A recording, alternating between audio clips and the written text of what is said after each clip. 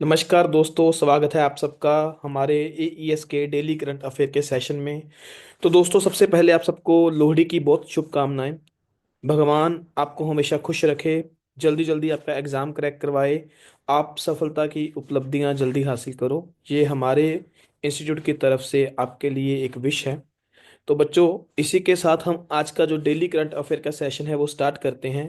तो सबसे पहले हम जो कल वाले क्वेश्चन हैं उसको देखते हैं, एंड देन हम अपने आज का सेशन जो है वो स्टार्ट करेंगे। तो बच्चों, मैंने कल आपको तीन चार क्वेश्चन दिए थे, तो उसको देखो फर्स्ट ऑफ ऑल।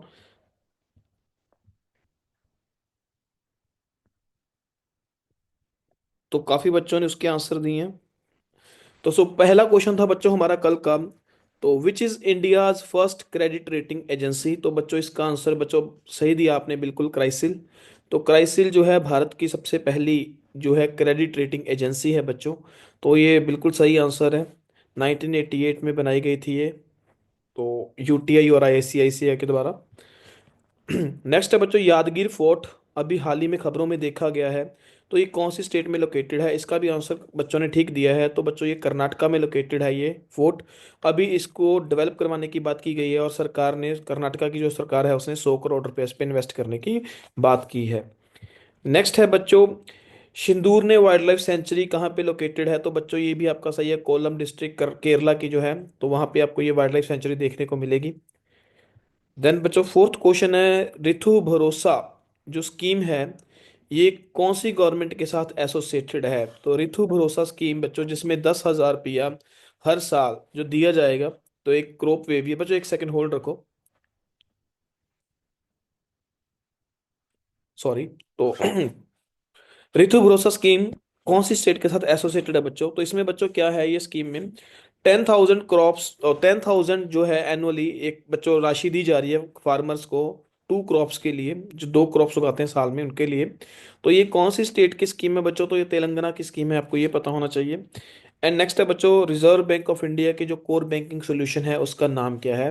तो उसको बच्चों हम ई कुबेर के नाम से जानते हैं। ओके, तो ई कुबेर के नाम से जो हमारे रिजर्व बैंक ऑफ इंडिया का है कोर बैंकिंग सोल्यूशन सिस्टम। तो आई होप ये अच्छे लगे होंगे आपको क्वेश्चन, और आपने अटेम्प्ट करने की कोशिश भी की होगी। तो इसी के साथ बच्चों आज का सेशन स्टार्ट करते हैं। तो आज के सेशन का जो फर्स्ट क्वेश्चन है, बहुत इंपॉर्टेंट क्वेश्चन है बच्चों। तो हाल ही में माउंट ईबू जो अभी इरप्ट हुआ है, तो जिससे काफी सारी ऐश जो 3 किलोमीटर स्काई में चली गई है बच्चों, ये कौन सी कंट्री में है जो ये माउंट ईबू लोकेटेड है? तो बच्चों, जो माउंट ईबू वोल्केनो है, ये आपको इंडोनेशिया में देखने को मिलेगा, हमारा पड़ोसी मुल्क जो है, तो इंडोनेशिया। तो वहां पे आपको ये माउंट ईबू जो है ये देखने को मिलेगा। तो ये कहाँ पे लोकेटेड है बच्चों? नॉर्थ मालुकू आइलैंड पे लोकेटेड है इंडोनेशिया के। तो आपने याद रखना है। तो 3 किलोमीटर इसकी जो ऐश है वो एटमॉस्फेयर में गई है। तो इंपॉर्टेंट क्वेश्चन है, ये आपको याद रखना है। ये मोस्ट एक्टिव वॉल्केनो है बच्चों, काफी बार इरप्ट हो चुका है। 2023 में देखो इसमें इरप्शंस कितने ज्यादा हुए हैं। ओके, और इसके साथ साथ इंडोनेशिया के और काफी वॉल्केनोज हैं जो हमेशा न्यूज में बने रहते हैं, जिसमें माउंट मेरापी एक काफी इंपॉर्टेंट वॉल्केनो है, ये भी आपको काफी बार देखने को मिलेगा। ओके, नेक्स्ट क्वेश्चन है बच्चों, अर्थ रोटेशन डे हम कब सेलिब्रेट करते हैं? तो बच्चों, आपको पता है हमारी जो धरती है ये अपने अक्ष के ऊपर रोटेट करती है। तो जब ये फिनोमेना डिस्कवर किया गया था, तो उस डे को रिमेम्बर करने के लिए हम अर्थ रोटेशन डे सेलिब्रेट करते हैं। तो ये अर्थ रोटेशन डे बच्चों कब सेलिब्रेट किया जाता है? तो बच्चों 8 जनवरी को सेलिब्रेट किया जाता है। किसकी याद में किया जाता है? बिकॉज जो फ्रेंच फिजिस्ट थे लियोन फोकॉल्ट, इन 1851 बच्चों इन्होंने प्रूव किया था रोटेशन ऑफ अर्थ को अपने एक्सिस के अराउंड। ओके, तो ये याद रखना है आपने। नेक्स्ट क्वेश्चन है बच्चों, which state has renamed the institute of public administration after Manmohan Singh? तो बच्चों, कौन सी स्टेट, अभी आपको पता है हमारे जो ऑनरेबल एक्स जो हमारे प्राइम मिनिस्टर थे मनमोहन सिंह जी, हाल ही में उनकी बच्चों वो स्वर्गवास हुए हैं।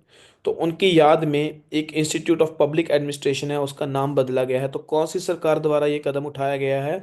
तो बच्चों, ये हिमाचल प्रदेश की गवर्नमेंट ने जो ये डिसीजन लिया है, बहुत इंपॉर्टेंट है ये बच्चों, याद रखना। तो Himachal Pradesh institute of public administration, जिसको आप HIPA बोलते हो, तो अब इसका नाम जो है मनमोहन सिंह जी के नाम पर रखा गया है बच्चों। तो आपको थोड़ी सी स्टेट जी के पता होनी चाहिए हिमाचल प्रदेश की।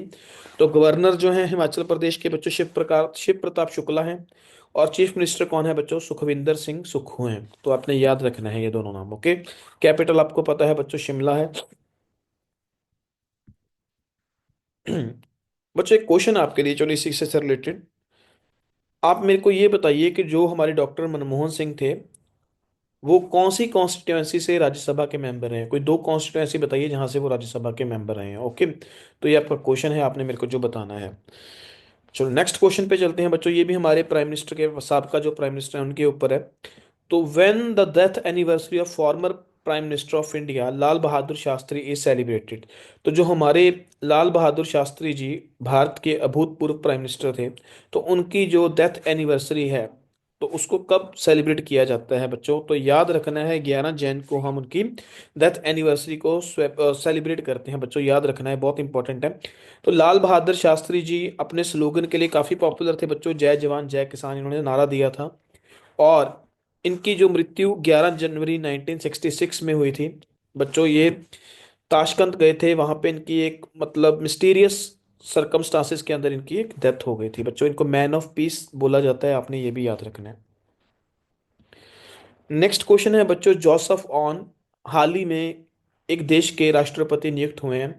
तो ये कौन सा देश है जिसके अभी ये राष्ट्रपति नियुक्त किए गए हैं, जोसेफ ऑन? तो बच्चों ये जोसेफ ऑन कौन से देश के रिसेंटली प्रेसिडेंट बने हैं? तो बच्चों ये लेबनान के प्रेसिडेंट बने हैं। तो लेबनान के बच्चों ये प्रेसिडेंट चुने गए हैं, डॉक्टर जोसेफ ऑन, तो आपने याद रखना है। तो ये पहले आर्मी के कमांडर हैं बच्चों, ये भी याद रखना है आपने। तो आर्मी के कमांडर भी रहे हैं लेबनान की, तो अब ये प्रेसिडेंट भी बन गए हैं लेबनान के। तो लेबनान के कैपिटल आपने याद रखनी है बच्चों, बेरूत। और करेंसी आपने याद रखनी है लेबनीज पाउंड। तो ये कंट्री आपको बच्चों यहाँ पे देखने को मिलेगी, जो अफ्रीकन कंट्री है, तो आपने याद रखना है। नेक्स्ट क्वेश्चन है बच्चों, national human trafficking awareness day 2025 कब सेलिब्रेट किया जाता है? तो बच्चों ये डे हम यहाँ पे लिखा हुआ है, वैसे तो 11 जैन को सेलिब्रेट करते हैं। तो अवेयरनेस क्रिएट करने के लिए ह्यूमन ट्रैफिकिंग के अगेंस्ट। ओके, तो बच्चों इसी के लिए हमने अपने कॉन्स्टिट्यूशन में एक आर्टिकल भी डाला है, in part 3 of our constitution fundamental rights के अंदर। तो बच्चों आप मेरे को बताओ वो कौन सा आर्टिकल है that deals with prohibition against human trafficking. Okay, तो ह्यूमन ट्रैफिकिंग को रोकने के लिए भारत के एक संविधान में कौन सा आर्टिकल जो है आपको देखने को मिलेगा? तो ये आप मेरे को कमेंट में आंसर करके बताओ। तो बच्चों इंपॉर्टेंट डे है, तो जो हमारी ह्यूमन ट्रैफिकिंग की प्रॉब्लम है, इसको, इसके प्रति अवेयरनेस को स्प्रेड करने के लिए हम ये डे सेलिब्रेट करते हैं। इस बार की थीम है बच्चों कनेक्टिंग द डॉट्स, तो आपने याद रखनी है। बच्चों ये देखो, एक बहुत बड़ी दुखद घटना है ये। बहुत सारे जो वाइल्ड लाइफ है, या बहुत सारा जो मतलब एक पूरा एरिया है, वहाँ पे ये वाइल्ड फायर हो गए हैं। तो पैलिसेड में ये आपको देखने को मिलेंगे, लॉस एंजल्स के। तो बहुत भयानक दृश्य आपको देखने को मिलेंगे यहाँ पे। कितनी बच्चों जन जीवन जो है अस्त व्यस्त हो गया है यहाँ पे। तो आपने ये देखो कि वाइल्ड फायर्स हुए हैं यहाँ पे। तो ये आग ऐसी है जैसे बोलते हैं जंगल की आग, जैसे बोलते हैं ना, वो तो कभी तक तो हमने कहावतों में ही देखा था कि जंगल की आग कैसे फैलती है। तो देखो बच्चों ऐसे फैलती है जंगल की आग। पूरा शहर अपने लपेटे में ले लिया इस आग ने, लॉस एंजल्स में, कैलिफोर्निया, कैलिफोर्निया में लॉस एंजल्स को बच्चों। तो बहुत मतलब ये भयानक दृश्य आपको देखने को मिलेंगे, काफी प्रॉपर्टी का, काफी जान का, और सबसे बड़ी बात है जीव जंतुओं का, और जो आपके पेड़ पौधे हैं उनका नुकसान आपको देखने को मिलेगा। कितना इसमें क्लाइमेट जो चेंज है वो इंड्यूस हुआ होगा इसकी वजह से। प्लस कितनी सारी हार्मफुल गैसेस है जो है आपके एटमॉस्फेयर में चली गई होंगी, पोल्यूशन कितना ज़्यादा हो गया होगा। तो बच्चों ये लोकल विंड्स जो है एक वहाँ की, जहाँ पे ये इंसिडेंट हुआ है लॉस एंजल्स में, तो वहाँ पे एक विंड फिनोमिना है जिसकी वजह से यहाँ पे वाइल्ड फायर्स देखने को मिलते हैं। तो बच्चों वो विंड सिस्टम कौन सा है बच्चों? तो लोकल विंड सिस्टम है वहाँ का सेंटा एने। तो आपने याद रखना है बच्चों, ये सेंटा एने विंड सिस्टम की वजह से जो ये आपको विंड, ये फॉरेस्ट फायर देखने को मिली है, ये रिस्पॉन्सिबल बोला गया है कहीं ना कहीं। तो बच्चों ये सेंटा एने विंड सिस्टम क्या है बच्चों? ये हॉट ड्राई विंड्स हैं। ये क्यों जनरेट होती हैं? यहाँ पे डेजर्ट है, ग्रेट बेसिन। ओके, और यहाँ पे बच्चों कोस्ट है। तो यहाँ पे जब हाई प्रेशर बिल्ड हो जाता है और यहाँ पे जब लो प्रेशर बिल्ड हो जाता है कोस्ट पे, कैलिफोर्निया के, तो winds toward coast line move करना स्टार्ट करती हैं। तो आपने ये देखना है टुवर्ड्स पैसिफिक ओशन। और जब ये winds high to low towards Pacific Ocean जाती हैं, तो बच्चों यहाँ पे एक माउंटेन रेंज है जिसको आप रॉकिस के नाम से जानते हो, रॉकिस माउंटेन रेंज। और एंड देन जब ये विंड्स डिसेंड करती हैं इन माउंटेन रेंज के नीचे, तो क्या होता है बच्चों? ये कंप्रेस हो जाती हैं विंड्स। अब इनके कंप्रेस होने की वजह से वहाँ पे जो ह्यूमिडिटी है वो बहुत लो हो जाती है, और वहाँ की जो नेचुरल वेजिटेशन है वो ऐसी है कि दैट इज वेरी, मतलब आप ये सोचो कि वहाँ पे वो इतनी ज़्यादा सेंसिटिव है वो वेजिटेशन, कि वहाँ पे इग्निशन बहुत जल्दी पकड़ लेती है वो वेजिटेशन। तो जिसकी वजह से आपको वहाँ पे फॉरेस्ट फायर्स अक्सर देखने को मिलती हैं कैलिफोर्निया में। तो बच्चों ये रीज़न है कि जब ये माउंटेन से डिसेंड करती हैं, कंप्रेस हो जाती हैं, हीटअप हो जाती हैं, तो जिसकी वजह से ह्यूमिडिटी लेवल बहुत कम रह जाता है, और वहाँ पे लो मॉइस्चर होने की वजह से वेजिटेशन में, तो वहाँ पे इग्निशन के चांसेस बहुत ज़्यादा बढ़ जाते हैं, तो जिसकी वजह से ये ऐसे इंसिडेंट फॉरेस्ट फायर के आपको देखने को मिलते रहते हैं। ओके, तो कैलिफोर्निया में, साउदर्न पार्ट ऑफ कैलिफोर्निया में आपको ये इंसिडेंट देखने को मिला होगा। नेक्स्ट क्वेश्चन है बच्चों, हमारी जो केरला स्टेट है, ये एक्चुअली आज द हिंदू में आया हुआ आर्टिकल है केरला को लेकर। When did Kerala first achieve the replacement level fertility rate of 2.1? तो बच्चों इसको फर्टिलिटी रेट बोलते हैं 2.1 को, रिप्लेसमेंट लेवल बोलते हैं फर्टिलिटी रेट में। तो बच्चों दो इसमें टर्मिनोलॉजीज हैं, एक तो रिप्लेसमेंट लेवल क्या है और एक फर्टिलिटी रेट क्या है। तो बच्चों रिप्लेसमेंट लेवल ये बोलते हैं कि जैसे एक पिता है और एक माता जी हैं, तो इनको रिप्लेस कौन करेगा, इनके दो बच्चे करेंगे। ओके, तो 2.1 को हमारे भारत में या मोस्टली स्टेट्स में एक फर्टिलिटी लेवल का एक पैरामीटर अज्यूम किया जाता है। तो हम दो, हमारे दो, ठीक है। तो ये जो हमारा फर्टिलिटी लेवल होता है, और वट सॉरी रिप्लेसमेंट लेवल होता है। And what is fertility rate? Fertility rate ये होता है बच्चों कि एक औरत अपने रिप्रोडक्टिव साइकिल में कितने बच्चों को जन्म देती है भारत में या कहीं पे भी। ओके, तो उसको बोलते हैं फर्टिलिटी रेट। तो फर्टिलिटी रेट बच्चों ये होता है, तो आपने याद रखना है। तो replacement level fertility rate is the average number of children a woman needs to have during her life time to replace her and her partner in the population, ensuring a stable population without migration। तो ये 2.1 assume किया जाता है।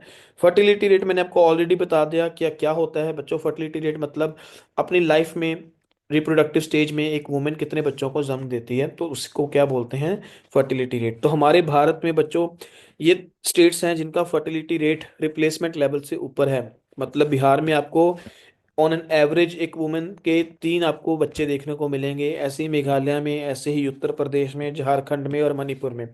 तो आपने ये states याद रखनी है बच्चों, इनका जो फर्टिलिटी रेट है वो हमारी रिप्लेसमेंट लेवल से ज़्यादा है। अब बच्चों केरला में क्या प्रॉब्लम है, केरला में देखो बच्चों, केरला ने बहुत काम किया है पॉपुलेशन कंट्रोल स्ट्रेटजीज को लेके, फैमिली प्लानिंग को लेके, बिकॉज ऑफ इट्स लिटरेसी। काफ़ी लिटरेसी है वहाँ पे, इंस्टीट्यूशंस हैं काफ़ी हेल्थ केयर के। तो जिसकी वजह से बच्चों वहाँ पे जो पॉपुलेशन है वो रिप्लेसमेंट लेवल से भी नीचे चली गई है। तो बच्चों रिप्लेसमेंट लेवल से नीचे जाना भी एक बहुत चिंता का कारण है, बिकॉज अगर बर्थ रेट कम हो जाते हैं बच्चों, तो पॉपुलेशन आपकी ओल्ड होनी स्टार्ट हो जाती है। और ओल्ड पॉपुलेशन जो होती है बच्चों, वो क्या होती है, एक लाइबिलिटी होती है देश की इकोनॉमी के लिए। तो ये भी आपने याद रखना है, बिकॉज एक ओल्ड पर्सन कम कंट्रीब्यूट करता है इकोनॉमीज में as compare to a young population, young and dynamic population. तो ओके, तो ये हमारे एक प्रॉब्लम है जो हमें देखने को मिल रही है। तो जो केरला का बच्चों हमारे पास रिसेंट डाटा है, तो वहाँ पे जो ये फर्टिलिटी रेट है बच्चों 2021 में 1.4646 देखा गया था। तो ये एक चिंता का विषय हो गया है, बट क्योंकि एक बार अगर ये नीचे चला जाए रिप्लेसमेंट लेवल से, तो इसको बच्चों बूस्ट करना बहुत डिफिकल्ट हो जाता है। तो ये आपने याद रखना है। नेक्स्ट बच्चों, ये भी आज के द हिंदू न्यूज़पेपर से उठाया गया आर्टिकल है। हुलंग पर गिबन सेंचुरी हाल ही में खबरों में देखी गई थी। आज के न्यूज़पेपर में आपको आर्टिकल देखने को मिलेगा, हुलंग पर गिबन सेंचुरी। तो ये बच्चों कौन सी स्टेट में लोकेटेड है? तो बच्चों this wild life sanctuary is located in the state of Assam, और जोरहत फॉरेस्ट डिवीजन के अंदर आपको ये देखने को मिलेगी। आपने याद रखना है, जोरहत डिस्ट्रिक्ट में। तो बच्चों ये क्यों न्यूज़ में है, तो ये भी देखिए, क्योंकि जो सेंटर का वाइल्ड लाइफ पैनल है इसने अप्रूवल दे दिया है यहाँ पे ऑयल एंड गैस एक्सप्लोरेशन करने का। तो ये बच्चों इको सेंसिटिव जोन है, तो यहाँ पे हम ऑयल और गैस एक्सप्लोरेशन करेंगे। तो बच्चों देखो ये ह्यूमन की डिजायर्स, जो हमारा नेचुरल इकोसिस्टम है उसको भी ख़त्म कर रही हैं, तो एक ये भी एक प्रॉब्लम है। बट ऑयल और गैस एक्सप्लोर करने के लिए हम इको सेंसिटिव जोन है, तो उसके साथ देखो अभी छेड़खानी कर रहे हैं, तो इसके कॉन्सिक्वेंसेस क्या होंगे? तो वो आपने अभी लॉस एंजल्स में देखा ही है, नेचर के साथ ज़्यादा छेड़खानी करेंगे तो उसका प्रभाव कैसे पड़ता है। देखो नेक्स्ट है बच्चों, which astrological event determines the timing of Mahakumbh. तो बच्चों आप सबको पता होगा कि आज से हमारे भारत में महाकुंभ जो है वो स्टार्ट हो गया है। तो बच्चों ये महाकुंभ का जो इवेंट है ये कब सेलिब्रेट किया जाता है, इसके पीछे क्या थ्योरी है? तो बच्चों ये तब मनाया जाता है जब हमारे जुपिटर सन एंड मून ये अलाइनमेंट में आते हैं। तो जुपिटर सन एंड मून जब अलाइनमेंट में आते हैं तो महाकुंभ मनाया जाता है, आपने ये याद रखना है। तो 40 डे का महाकुंभ हमारे प्रयागराज उत्तर प्रदेश में शुरू हुआ है आज से शनि स्नान के बाद। तो शनि स्नान, ठीक है। और ये कब होता है बच्चों? पौष की पूर्णिमा में। तो ये आपने याद रखना है। तो इस डे का सिग्निफिकेंस क्या है बच्चों? क्योंकि ये वर्ल्ड की लार्जेस्ट रिलीजियस गैदरिंग मानी जाती है जो हर 12 साल बाद देखने को मिलती है। इसमें जो डिवोटीज होते हैं लार्ज नंबर में पहुंचते हैं और एक डुबकी लगाते हैं गंगा यमुना और जो सरस्वती नदी थी हमारी, जिसको मिथिकल रिवर है हमारी एक, तो वहाँ के संगम में।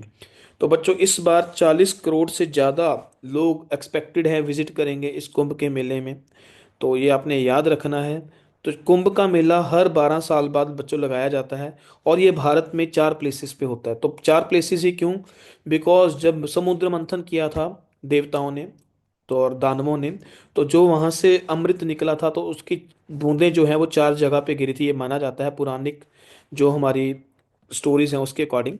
तो वो 4 जगह कौन कौन सी हैं बच्चों? तो वो 4 जगह सबसे पहले है बच्चों प्रयागराज, जो इलाहाबाद जिसका पुराना नाम, ओके, तो उत्तर प्रदेश में। एंड देन इज बच्चों हरिद्वार उत्तराखंड में। उसके बाद है बच्चों उज्जैन मध्य प्रदेश में। और नासिक जो है बच्चों ये आपका महाराष्ट्र में। तो बच्चों इस आपने ये भी याद रखना है कि ये कौन कौन सी रिवर के बैंक पे लगाया जाता है। तो बच्चों प्रयागराज में आपको बता दिया गंगा यमुना और सरस्वती के जहाँ पे मिलन होता है वहां पे। हरिद्वार में बच्चों गंगा नदी के किनारे। उज्जैन में शिप्रा नदी के किनारे। और बच्चों नासिक में गोदावरी नदी के किनारे ये मिल जो कुंभ का मेला है ये लगाया जाता है। इंटेंजिबल वर्ल्ड हेरिटेज साइट भी है ये हमारी यूनेस्को के अंदर। तो आपने ये भी याद रखना है। नेक्स्ट क्वेश्चन है बच्चों, नेक्स्ट क्वेश्चन हमारा ये है, which Indian defence public sector undertaking is partnering with the US company Ultra Maritime for sonobuoy production. तो बच्चों ये सुनोबॉय क्या है फर्स्ट ऑफ ऑल तो हम ये जानेंगे। तो बच्चों फर्स्ट ऑफ ऑल पहले इसका आंसर जानते हैं क्या है, उसके बाद मैं आपको एक्सप्लेन करता हूँ ये सोनोबाई क्या है। तो बच्चों देखो, भारत का कौन सा पब्लिक सेक्टर अंडरटेकिंग है पीएसयू जो यूएस की कंपनी है अल्ट्रा मैरीटाइम, तो उसके साथ मिलकर इसकी प्रोडक्शन कर रहा है। तो बच्चों भारत डायनामिक्स लिमिटेड है जो भारत का पीएसयू है, जो ये जॉइंट प्रोजेक्ट में अभी यूएसए के साथ मिलकर इसको बनाएगा। तो बच्चों ये सोनोबाई होते क्या हैं? What is the sonobuoys? तो बच्चों sonobuoys are expendable electro mechanical acoustic sensor. Acoustic sensor होते हैं बच्चों जिनको हम अंडर वाटर साउंड्स को डिटेक्ट करने के लिए यूज करते हैं। तो बच्चों इनको पैराशूट सिस्टम्स के थ्रू, आप ये सोचो कि आप हेलीकॉप्टर या एयरक्राफ्ट के थ्रू ओशन में फेंकते हो और वहां से ये नीचे जो ओशन के डेप्थ में अगर कोई साउंड आ रही है एक्विस्टिक्स, उसको बच्चों आप ये समझो एम्पलीफाई करके हमें बताते हैं भाई ओशन के नीचे कौन सी हरकत हो रही है, अगर कोई शिप है या सबमरीन है तो उसके बारे में हमें पता लगता है। So they help in detection classification and prosecution of adversarial ships and submarines. तो आपने याद रखना है, तो इंपॉर्टेंट है। तो underwater hydrophones are deployed to a selected depth to capture acoustic signal. तो हमें एक्विस्टिक सिग्नल मिलते हैं एंड देन इनको हम वेरी हाई फ्रीक्वेंसी या ultra high frequency radio to operators में ट्रांसफर करते हैं ताकि हम रियल टाइम एनालिसिस देख पाएं कि ओशन के अंदर क्या हो रहा है। तो आपने बच्चों ये याद रखना है सोनो बॉयस क्या है। तो आज का हमारा लास्ट क्वेश्चन है बच्चों, हाइब्रिड म्यूचुअल फंड्स क्या हैं? तो बच्चों हाइब्रिड म्यूचुअल फंड्स क्या होते हैं? इक्विटी और डेप्थ में जब इन्वेस्ट किया जाता है तो उसको हाइब्रिड फंड्स बोलते हैं। बच्चों देखो म्यूचुअल फंड्स क्या होते हैं। तो म्यूचुअल फंड्स जैसे काफी लोग मिलके इन्वेस्टमेंट करते हैं, that are called mutual funds. Funds में जो इन्वेस्टमेंट की जाती है, म्यूचुअल मतलब सबके मिलके। तो बच्चों दो तरह के फंड्स में इन्वेस्टमेंट होती है, इक्विटी शेयर्स में होती है और डेप्ट इंस्ट्रूमेंट्स में होती है। इक्विटी मतलब बच्चों आपने कोई शेयर खरीद लिया स्टॉक मार्केट से, और डेप्ट इंस्ट्रूमेंट्स मतलब आपने किसी को कर्जा दे दिया जिससे आपको रिटर्न आएगी। तो बच्चों अब इसमें क्या होता है, दोनों में रिस्क एसोसिएटेड होता है क्योंकि शेयर भी गिर सकता है, उसमें भी रिस्क है। और डेप्ट अगर कोई कल को पार्टी विलफुल डिफॉल्ट कर जाए तो आपका पैसा डूब सकता है। तो हाइब्रिड फंड्स आपको क्या प्रोवाइड करते हैं, एक कुशन प्रोवाइड करते हैं, बिकॉज जो अब वो आपका पैसा है दोनों में इन्वेस्ट करेंगे। तो एक रेशियो में आपका पैसा इन्वेस्ट किया जाएगा, ताकि जो आपका रिस्क है उसको कंपनसेट किया जा सके, कहीं से भी आपका लॉस आपको कम से कम किया जा सके अगर कभी होता भी है तो ऐसे म्यूचुअल फंड्स को हम हाइब्रिड म्यूचुअल फंड्स बोलते हैं, आपने ये चीज याद रखनी है। ओके। तो hybrid mutual fund is a type of mutual fund that invest in both equity मतलब स्टॉक्स एंड डेप्ट इंस्ट्रूमेंट्स मतलब या बॉन्ड या फिक्स्ड इनकम इंस्ट्रूमेंट्स में। तो इसका ऑब्जेक्टिव क्या है, ताकि हम रिस्क को बैलेंस कर सकें और हमारा पोर्टफोलियो है उसको डाइवर्सिफाई कर सकें, ताकि अगर एक में लॉस हो रहा है तो दूसरा उसको कंपनसेट कर दे। ओके, तो आपने ये याद रखना है, स्टेबिलिटी आती है इससे मार्केट में। तो इंपॉर्टेंट है ये चीज़ आपने याद रखना है। एंड देन बच्चों, ये इन्वेस्टर को एक चॉइस देता है कि आपने किस में कितना रखना है शेयर या किस में कितना रखना है। तो ओके, तो इंपॉर्टेंट है ये, depending on the fund mandate the allocation between equity and डेप्ट कैन वेरी। तो मतलब ये 50-50 होना जरूरी नहीं है, तो 40-60 रेशियो भी हो सकती है, कोई भी रेशियो हो सकती है। ओके, तो ये आपने याद रखने हैं, what are hybrid funds. I hope ये क्लियर हो गया अब होगा आपको हाइब्रिड फंड्स क्या होते हैं। नेक्स्ट है बच्चों क्वेश्चन ऑफ द डे आज के। तो हमारा पहला क्वेश्चन है आज का, which among the following measures can lead to more foreign direct investment in India. तो बच्चों फॉरेन डायरेक्ट इन्वेस्टमेंट क्या होती है, जब बाहरली कोई कंपनी आके आपके भारत में निवेश करती है, फिजिकल प्रेजेंट होती है यहाँ पे, जिसकी वजह से आपके देश में बहुत सारा पैसा आता है, फॉरेन एक्सचेंज आता है, आपकी लेबर को जो है एम्प्लॉयमेंट मिलता है। तो ये सारी एक्टिविटीज फॉरेन डायरेक्ट इन्वेस्टमेंट से होती हैं। तो बच्चों कौन सी एक्टिविटीज हैं जिनकी वजह से भारत में एफडीआई ज्यादा आएगा? BLI scheme, ease of doing business, insurance sector को ओपन करना। ठीक है, तो आपने मेरे को ये बताना है। और आज का जो सेकंड क्वेश्चन है हमारा बच्चों, what is the maximum amount of insurance cover provided by DICGC to bank customers upon the liquidation of the bank. आपने पैसा जमा करवाया किसी बैंक में, वो बैंक डूब गया है, तो कितने लाख तक का आपका जो पैसा है जो बैंक में पड़ा है वो सेफ है, तो जिसका आपको पैसा वो वापस मिल जाएगा। तो बच्चों आपने वो मेरे को लिमिट बतानी है। ठीक है, एंड इसी के साथ हमारा आज का सेशन खत्म होता है, क्योंकि आज बहुत कम करंट अफेयर्स आपको देखने को मिलेंगे। तो बच्चों आज कम ही आए थे करंट अफेयर्स न्यूज़ में, तो जितने आए थे मैंने निकालने की कोशिश की है, बहुत इंपॉर्टेंट करंट अफेयर्स जो थे, क्योंकि हमारा पर्पस यही है कि हम इंपॉर्टेंट करंट अफेयर्स करें जो आपको एग्जाम्स में आपके काम आए। ठीक है, तो आज इतने ही करंट अफेयर्स मेरे को मिल पाए हैं। कल देखूंगा मैं, अगर अच्छे करंट अफेयर्स आए हैं तो कल थोड़ा सेशन बड़ा करने की कोशिश करेंगे। तो तब तक के लिए बच्चों आप सबको गुड नाइट, मिलते हैं कल दोबारा, see you again. And please keep sharing this session अगर आपको अच्छा लग रहा है। तो हमारा एक टारगेट रखिए कि हम इस सेशन के जो हमारे व्यूअर्स हैं उसको 1000+ लेकर जाएं। तो ये कैसे हो सकता है, ये आपके प्यार आपकी सपोर्ट के साथ ही हो सकता है। तो अगर आपको ये सेशन पसंद आ रहा है तो इसको आगे फॉरवर्ड करें, अपने फ्रेंड सर्कल में शेयर करें, एंड सबका फ़ायदा करें।